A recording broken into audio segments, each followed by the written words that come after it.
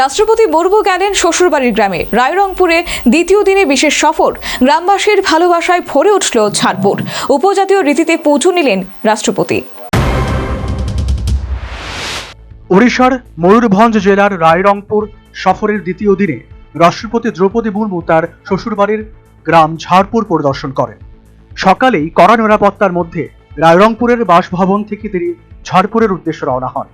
সফরের শুরুতেই তিনি কুসুমী ব্লকের পাহাড়পুরে অবস্থিত SLS মেমোরিয়াল আবাসিক বিদ্যালয়ে পৌঁছান।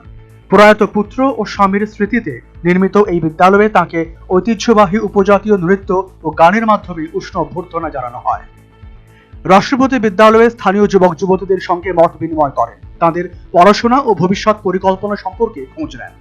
এরপর তিনি গ্রামের রাস্তা ধরে হেঁটে যান মুর্মু চাক এলাকায়। সেখানে স্বামী নৈনত শ্যামচরণ মুর্মুর মূর্তিতে প্রদীপ ও ধূপ জ্বালান, ফুল দিয়ে শ্রদ্ধা জানান। এরপর তিনি আদিবাসী সম্প্রদায়ের দেবতা গোসানি পিঠে যান। সাঁওতালি রীতি অনুযায়ী তাকে স্বাগত জানানো হয়। দেবতার আশীর্বাদ নেন রাষ্ট্রপতি। গ্রামবাসীদের সঙ্গে শুভেচ্ছা বিনিময় করেন, কয়েকজন শিশুকে চকলেট উপহার দেন। বিশেষ শোভাযাত্রায় তিনি যান জহিরা পিঠে। পুরোহিত নাইকে বাবার উপস্থিতিতে জহিরা মায়ার আশীর্বাদ গ্রহণ করেন।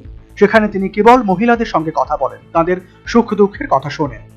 পরে তিনি পাহাড়পুর গ্রামের দক্ষতা উন্নয়ন কেন্দ্রে যান, প্রশিক্ষণরত শিক্ষার্থীদের কাজ দেখেন, উৎসাহ দেন। আবার SLS বিদ্যালয়ে ফিরে শিক্ষক ও পড়ুয়াদের সঙ্গে কথা বলেন।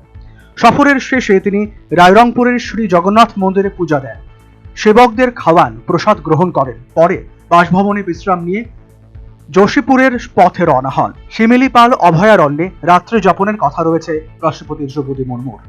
Bureau report, News vanguard.